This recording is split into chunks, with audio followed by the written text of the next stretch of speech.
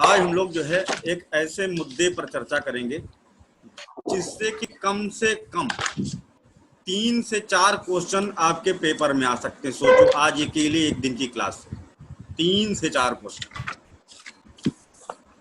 और ये मेंस में भी एक आध क्वेश्चन हो सकता है, एक से ज्यादा भी आ जाएं, जो इनडायरेक्टली लिंक होंगे आज की क्लास से। मैं कोई सब्जेक्ट नहीं पढ़ाने जा रहा हूँ, मैं ज्योग्राफी पढ़ाने जा रहा हूँ आप लोगों को, ठीक है, और कोई पर्टिकुलर टॉपिक नहीं पढ़ाने जा रहा हूँ।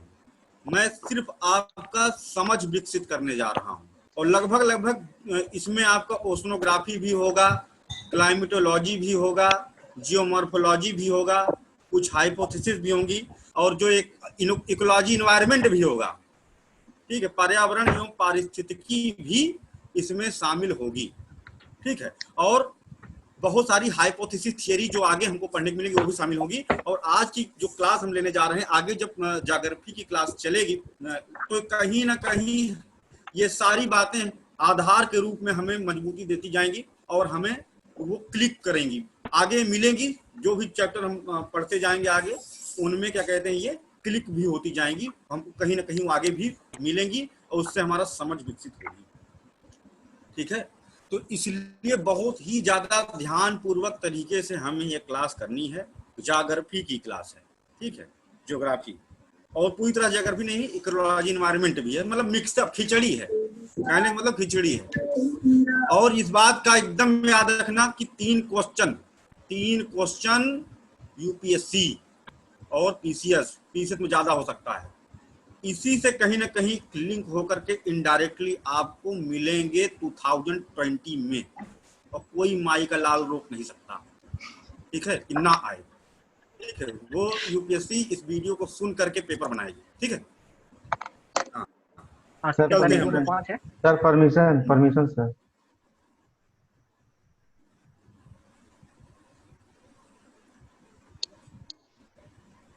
शिवेन जी हैं जी सर। इसमें? स्क्रीनशॉट लेने वाला सिस्टम नहीं दिख रहा है ना, इसलिए अटेंडेंस का कुछ है नहीं, इसमें पूछना पड़ेगा कौन कौन आया है ना? या फिर स्क्रीनशॉट ले लो, क्या कहते हैं, धर्मेंद्र जी, है ना। अनुभव ठीक भी है हैं, सर, ठीक है सर। सुबोध भी हैं, गुड़िया, इमरान, मिहिर, सभी तो हैं, प्रणव शेखर, मैं से भी चैट याद हो बॉक्स जाता मुझे में देख। नाम लिख दीजिए सब लोग अपना, जो भी हैं। नहीं नहीं नहीं, कोई दिक्कत नहीं, वो स्क्रीनशॉट ले लेंगे, वो दूसरे लोग हो जिनके गया पास सर। मोबाइल है ना, वो स्क्रीनशॉट ले, जिनके पास मोबाइल है वो स्क्रीनशॉट ले लेंगे, ठीक है, ठीक है। अच्छा, अब यहाँ पर हम लोग अब आपस में डिस्कस भी करेंगे इन मसलों पर जो हैं। क्लास शुरू करते हैं, ठीक है, रिकॉर्डिंग ऑन कर लीजिए अपना अपना। प्रश्न ये है कि जो कुछ हम लोग देखते हैं सामान्य तौर पर पृथ्वी पर जीवन है ना, ये विचारणीय बिंदु है कि पृथ्वी पर जीवन क्या है, यहाँ पर जीवन आया कैसे। कभी न कभी हमारे मन में ये बातें आती रहती होंगी ना कि ये सब क्यों है, कैसे है, और यहीं पर क्यों है, यहीं पर क्यों है, और जगहों पर क्यों नहीं, और दूसरे ग्रहों पर क्यों नहीं, पृथ्वी पर ही जीवन क्यों है। अच्छा, ये भी बता दें, बहुत सारे तारे हैं जिन पर पृथ्वी जैसे 1 या 2 या सैकड़ों ग्रह होंगे, ठीक है, बहुत सारे दूसरे, हम केवल अपने सोलर सिस्टम के हिसाब से बात कर रहे हैं जिसमें कि पृथ्वी पर जीवन पाया जा रहा है ना। तो यह प्रश्न है जिसका उत्तर की खोज में ही ये पूरी क्लास हम निपटाएंगे। और प्रश्न यह है कि एक तरह से आपको इसको मेंस का प्रश्न समझ करके समझ लीजिए, चाहे पृथ्वी पर जीवन संभाव्यकारी कारण कौन कौन से, ठीक है। Life supporting factors on earth, what are the life supporting factors on earth, what are the factor responsible for evolution of organism in earth, ठीक है। जीवन विकास कैसे हुआ यहाँ पर, कैसे, क्या सिस्टम थे, क्या ऐसी दशाएं हैं, मूलभूत दशाएं हैं जिनके कारण यहाँ पर जीवन संभव हो पाया है, ठीक है। सबसे पहला कारण, एक एक फैक्टर को हम समझते चलेंगे, और मैं स्क्रीन शेयर करने जा रहा हूँ।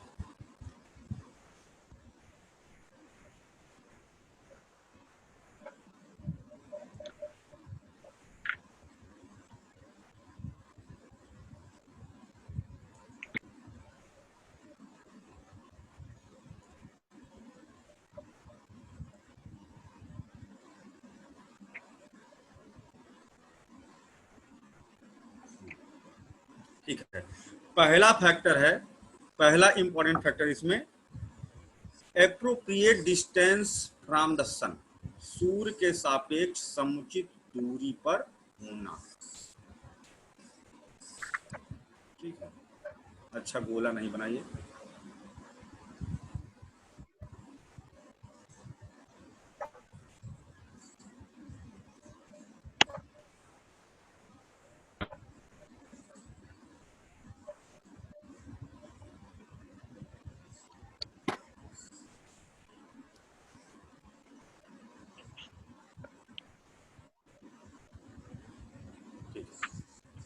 सूर्य के सापेक्ष समुचित दूरी पर होना,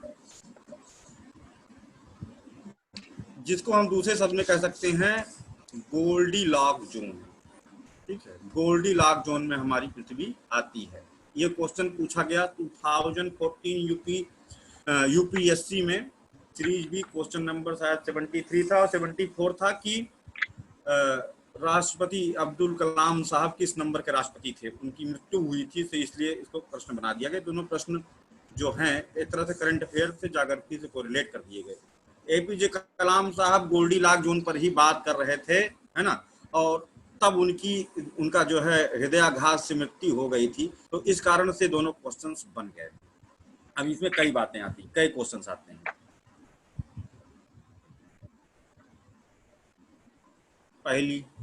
पहली बात आती है कि केपलर मिशन है जो गोल्डीलॉक जोन के लिए चल रहा है।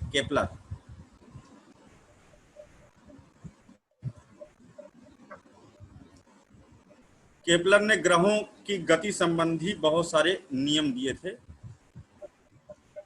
केपलर, है ना, केपलर का जो प्रोजेक्ट चलाया गया था, ये अभी करंट अफेयर में इसलिए था कि फरवरी में 2020 में ये बर्बाद हो गया। सोलर फ्लेयर के कारण ये जो भेजे थे अपना क्या कहते हैं एक तरह से दूरबीन वाला यान, वो बर्बाद हो गया। ये अगाध निर्बाध रूप से इसको छोड़ दिया गया था, जाओ अनंत में टहलो तुम, और वहां से फोटोज खींचो, इमेजेस खींचो, सेंसर्स लगे हुए थे जिससे कि वो सारा कुछ संकेत भेजता था। और इसका काम था गोल्डीलॉक जोन का पता करना, और पेपर में यही क्वेश्चन था कि गोल्डीलॉक जोन क्या है ना। तो ब्रह्मांड में पृथ्वी जैसे ग्रहों की खोज करना जहां पर कि पानी तरल अवस्था में रह सकता है। ठीक है, जहां पर कि पानी तरल अवस्था में रह सकता है, लिक्विड स्टेट में रह सकता है, ऐसे ग्रहों पर जीवन संभव हो सकता है। मानव ऐसे ग्रहों की खोज करता रहता, पृथ्वी पर भी हम लोग ऐसे खोज करके आए होंगे जब सबसे पहले, और इसको जब बर्बाद करने की कगार पहुंचा देते हैं तो दूसरे ग्रहों को खोज करने लगते हैं, फिर ताकि जाके उनको भी बर्बाद करें आगे, है ना। सभ्यता हम ऐसे जाते हैं, गंदगी फैलाते हैं, मलिक्षपन करते हैं, पर्यावरण प्रदूषण करते हैं, उसको डिस्ट्रॉय करके फिर जो है दूसरी जगह जाकर फिर लाइफ इवॉल्व करते हैं, सेटल करते हैं। ये हमारी नियति है ऐसी इंसान की।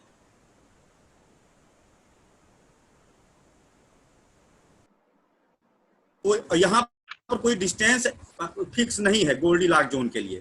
तारा, ये तो डिपेंड करता है तारे की क्षमता पर। बहुत गर्म होगा, बहुत बड़ा तारा है, उससे ज्यादा दूर पर होगा गोल्डीलॉक जोन, छोटा है तो नजदीक पर होगा, है ना।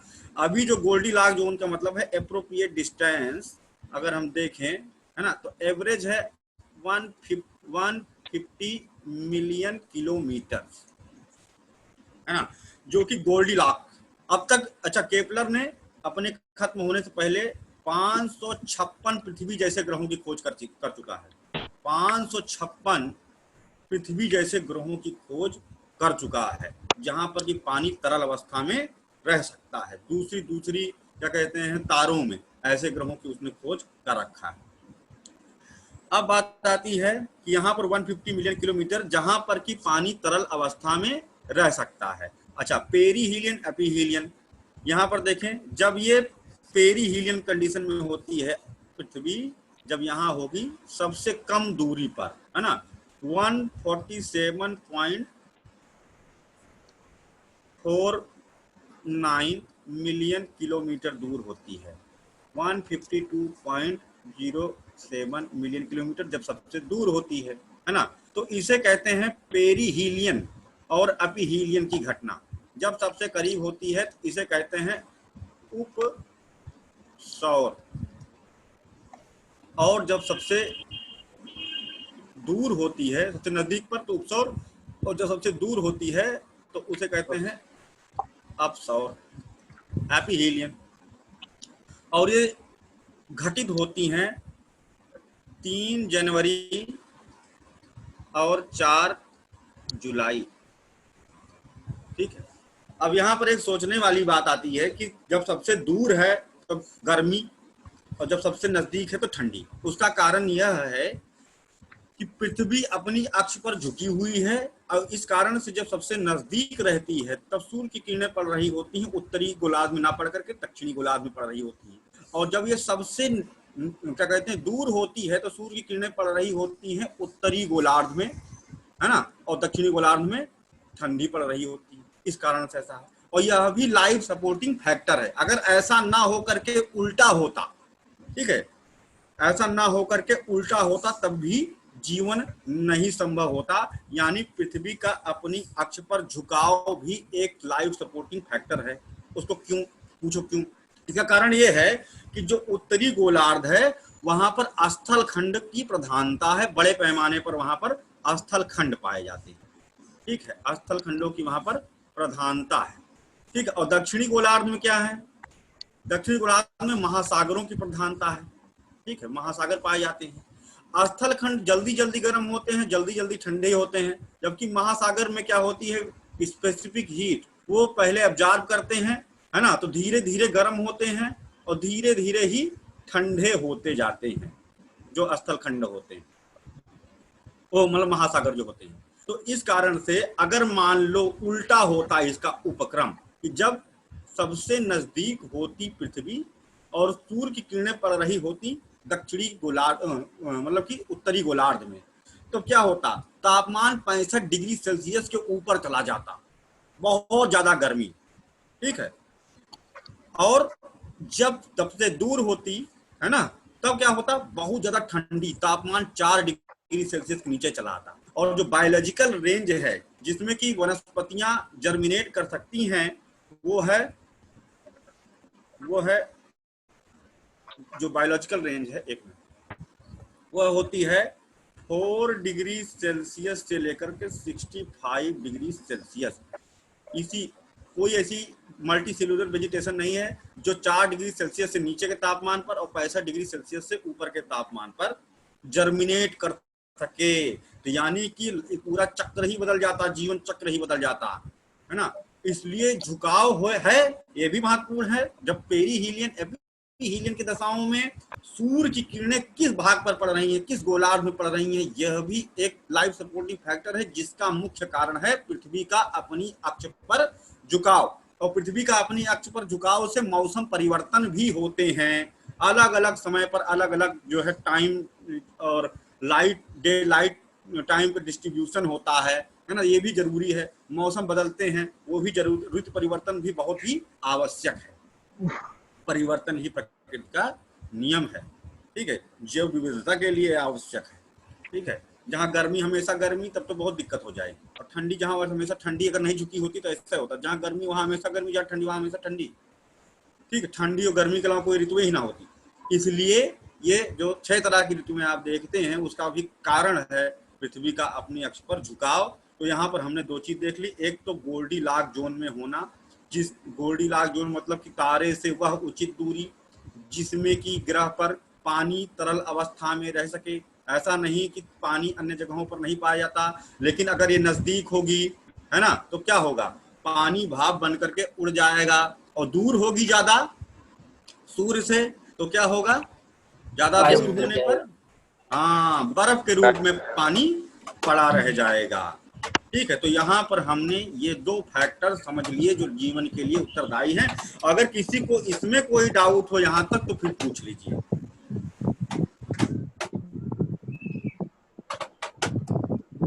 कोई डाउट नहीं किसी को, आगे चलते हैं फिर सर। आगे। हाँ बताइए सर, उपसौर के समय 3 जनवरी को आप बताए सर दक्षिणी गोलार्ध पे सूर्य की किरणें पड़ती हैं सर, और आपने ये भी बताया सर कि उधर पानी की अधिकता है सर, इसलिए ऐसा कुछ बच जाते हैं। लेकिन सर ऑस्ट्रेलिया महाद्वीप तो पूरी तरीके से दक्षिणी गोलार्ध में पड़ता है सर।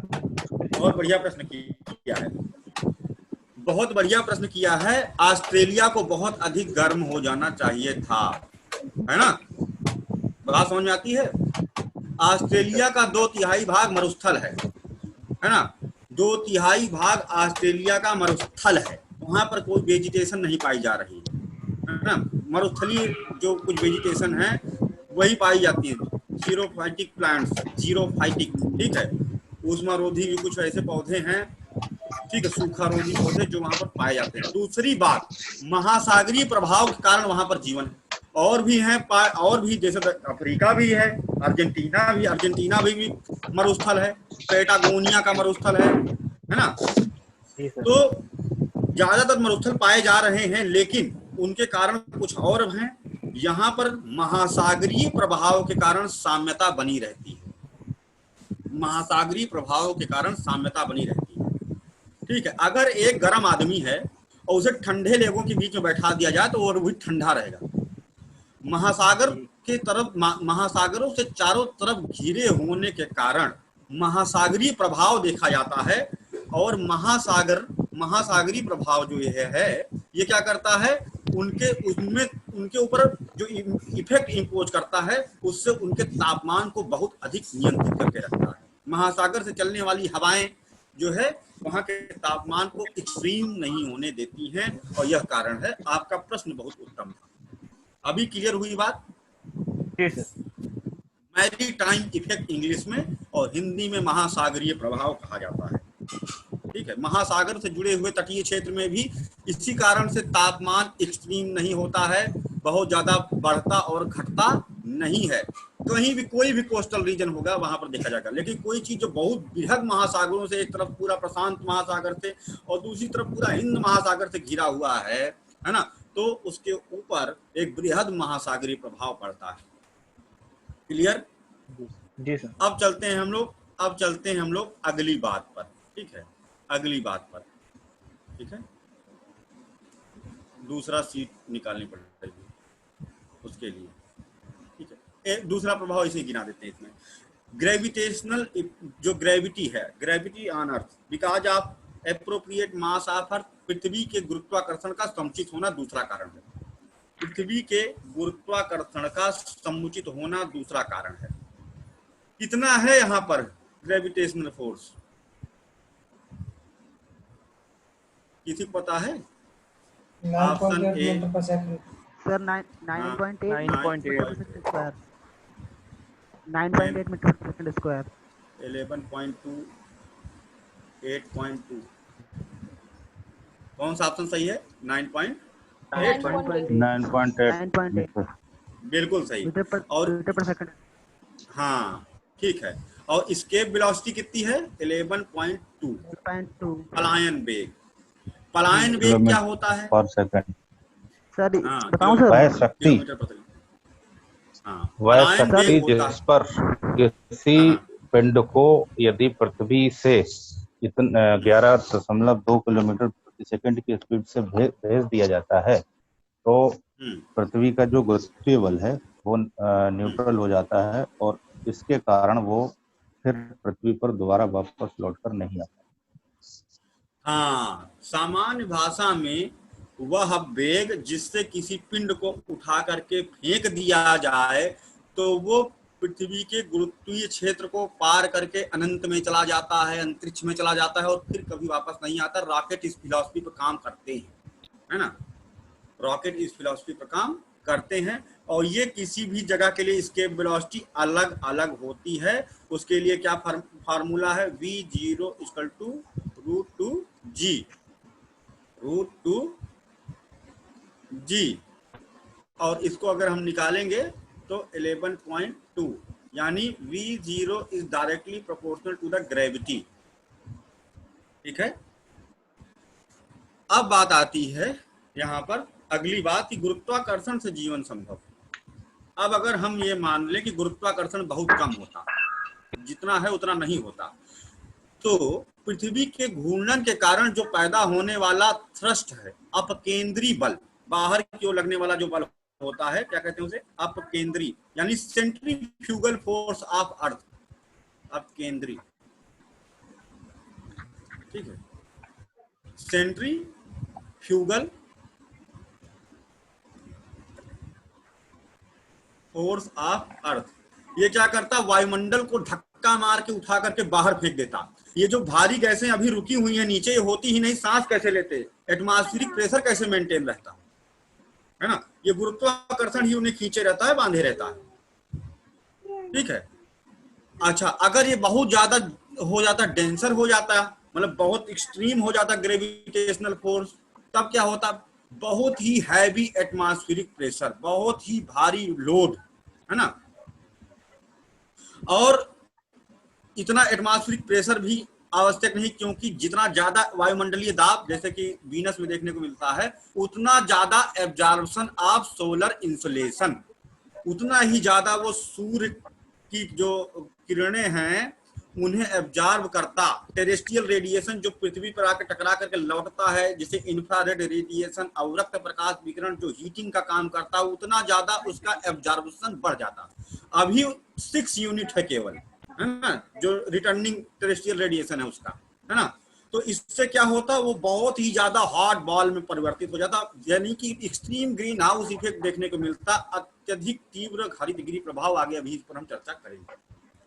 तो इस कारण से फिर भी जीवन संभव ना हो पाता, इतनी गर्मी, है ना, बहुत ज्यादा गर्मी।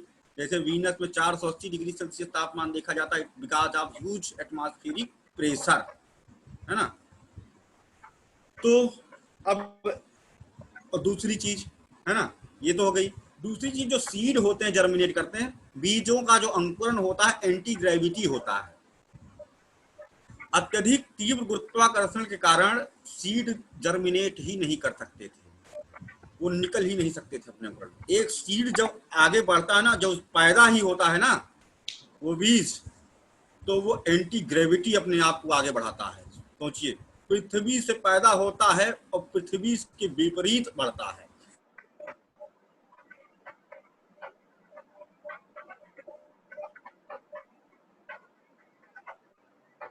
होकर ऊपर को भागता है।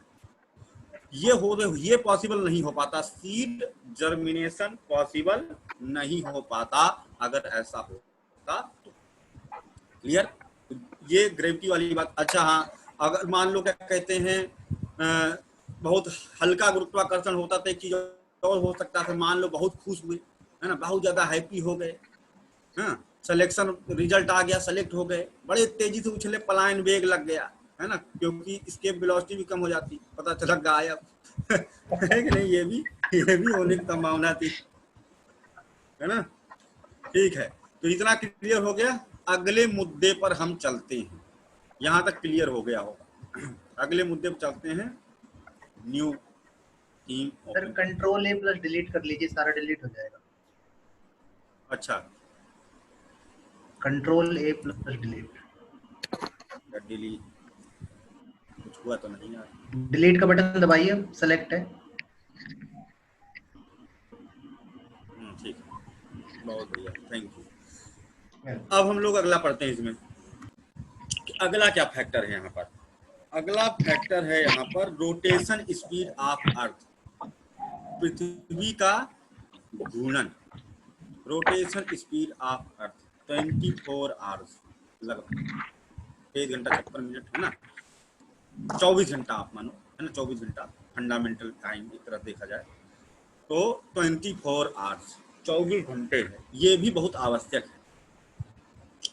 अगर ग्रह की घूर्णन गति बहुत तीव्र होती, बहुत ही तेजी से रोटेट करता, तो जो सेंट्रीफ्यूगल फोर्स होता वो बहुत ज्यादा होता, और फिर तो वही दिक्कत देखी जाती कि हवाओं को उठा करके जो ग्रेविटी जो बैलेंस हो रहा है ना, वो बैलेंस नहीं होता, उठा करके धक्का मारता, ये बाहर चला जाता वायुमंडल। दूसरी चीज, हवाएं इतना तेज चलती कि पृथ्वी पर कुछ भी टिका नहीं रह सकता था। ठीक है, कुछ सब पहाड़ सब विरोध होकर के बराबर हो जाते। ठीक है, कोई बिल्डिंग, कोई पेड़, कुछ नहीं, पृथ्वी पर इतनी तेज तूफान चलता कि यहाँ पर कुछ भी टिका नहीं रह सकता था। ठीक है, तो यह भी नियंत्रित करता है। पृथ्वी पहले बहुत तेज घूमती थी, 6 घंटे में ही दिन और रात खत्म हो जाते थे। फिर धीरे धीरे बैलेंस हुई, अभी उसको हम समझेंगे कैसे हुई। ठीक है, अगला तो ये था appropriate rotation speed of earth. यह भी एक फैक्टर है जो हमने अभी समझा, जीवन के लिए उत्तरदायी दशा है।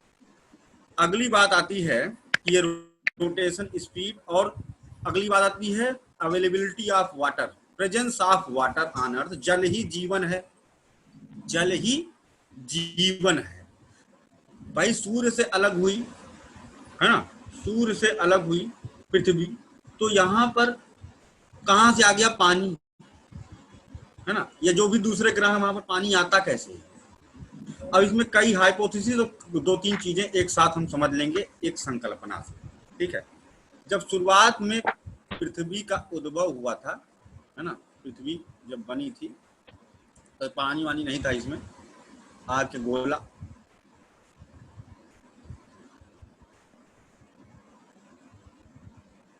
ठीक है, तो इसका नाम था जिया, सॉलिड बाउल जिया।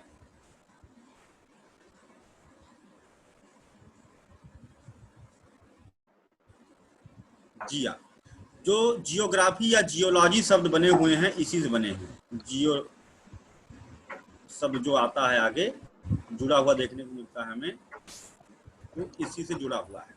जिया पृथ्वी का प्रारंभिक नाम है, जिया अर्थ नहीं है। अर्थ का मतलब जो धारण कर सके, क्या धारण कर सके, जीवन धारण कर सके। जीवन धारण करने की दशाएं जिसमें हो वही है जिया, तो वही है अर्थ। अर्थ मतलब धारण कर सके, धरित्री, धरती, है ना। ये नाम बाद में आएगा, अभी तो जीवन संभाव्य का ही दशाएं बन रही हैं। अब यहाँ पर एक हाइपोथेसिस पढ़ेंगे जो आगे हमको पढ़ना होगा, जाग्रफी की संकल्पना है जो शुरुआत में सिद्ध नहीं हुई थी, ये 2017 में जाकर के सिद्ध हुई।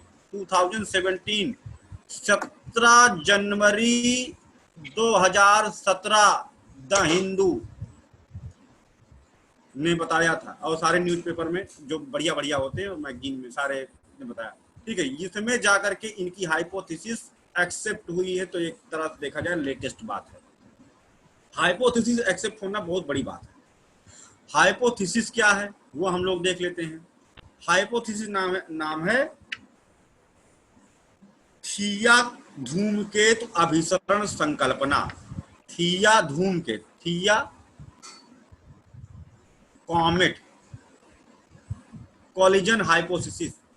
थिया नाम का एक कॉमेट, कॉमेट कॉमेट मतलब धूमकेतु। ठीक है, एक थिया एक जिया, जिया थिया, कितना बढ़िया नाम है ना। ये हो गया आपका थिया, ठीक है, और ये हो गया आपका जिया। कॉमेट जैसे अभी बच भी गए थे, नहीं तो अभी भी क्या कहते हैं, आया था ना एक 1998 में शूमेकर आ रहा था, डरे हुए थे सब, गए भैया पृथ्वी बर्बाद, मास डिस्ट्रक्शन होता है जब आता है तो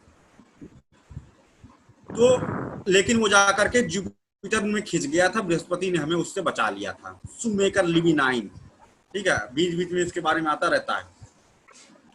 तो ये आया और इससे टकराया, ठीक है, बहुत ही तेज अभिसरण हुआ, बहुत ही तेज आघात हुआ।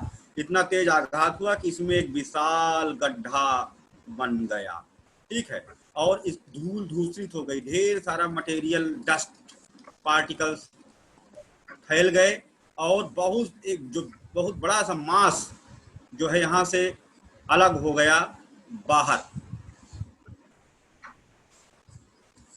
निकल करके, धक्का खा करके बाहर चला गया, ठीक है, और इसका ढेर सारा पार्ट आकर के इसमें इकट्ठा हो गया। अब बात आती है कॉमेट क्या होता है, ठीक है। हाइपोथेसिस दिया किसने था, डेली, वैज्ञानिक का नाम, जियोग्राफर का नाम था डेली। थिया कॉमेट कोलिजन हाइपोथेसिस डेली, जो बताती है पानी कैसे आया धरती पर, है ना, और भी कई चीजें बताती है, भी देख लेंगे हम। कॉमेट लैटिन भाषा का शब्द है जिसका नाम है सैंडी, मतलब जिसका मतलब होता है अंग्रेजी में सैंडी आइस स्टोन। कॉमेट शब्द का मतलब होता है सैंडी आइस स्टोन, यानी धूल भरा, ठीक है, धूल भरा, बर्फीला,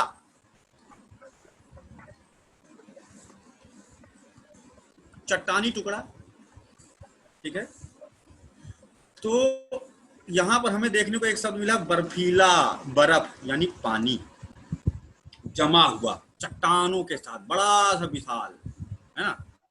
अब क्या था कि ये जहां से आया वहां पर तो सूर्य की रोशनी पड़ नहीं रही थी, लेकिन यहाँ पर सूर्य की रोशनी पड़ रही है, यहाँ पर सूर्य की रोशनी पड़ रही है। तो अब क्या होगा, ये जो यहाँ पर फिट हो गया है इसका पार्ट, वो पिघल करके एक विशाल महासागर में परिणत हो जाएगा। पिघल गया भाई पानी, क्योंकि अर्थ है गोल्डीलॉक जोन में, ठीक है। अब यहाँ पर दो चीजें देखने को मिल रही हैं। एक भाग है ना, एक भाग है जो पूरा इसमें जो बहुत विशाल गड्ढा बन गया था उसमें पिघल करके बन गया, है ना। तो इधर जो बचा हुआ ये पहला महासागर है जो यहाँ पर इसका निर्माण हो रहा है। First formation of first ocean on earth and अब यहाँ पर अल्फ्रेड वेगनर की हाइपोथेसिस शुरू हो जाती है। इन्होंने सबसे पहले सिद्धांत दिया था महाद्वीपीय विस्थापन का सिद्धांत, कॉन्टिनेंटल ड्रिफ्ट थियरी। उन्होंने बताया था कॉन्टिनेंट पहले एक थे, है ना, और एक ही महासागर था, उसका नाम था Panthalassa, first ocean on earth, ठीक है। और जो एक ही महाद्वीप था इसका नाम था पैंजिया, क्लियर, पैंजिया और पैंथलासा, ठीक है। ये अल्फ्रेड वेगनर की हाइपोथेसिस आ जाती है। बाद में पैंजिया टूट जाएगा दो भागों में, है ना, दो भागों में टूट जाएगा और 5 बार ड्रिफ्ट हुई है, दो भागों में टूटेगा ऐसे, और इसका पानी ये वाला पार्ट, नॉर्दर्न वाला पार्ट बन जाएगा अंगारा लैंड या लॉरेंसिया, और दूसरा ये वाला पार्ट गोंडवाना लैंड, ठीक है।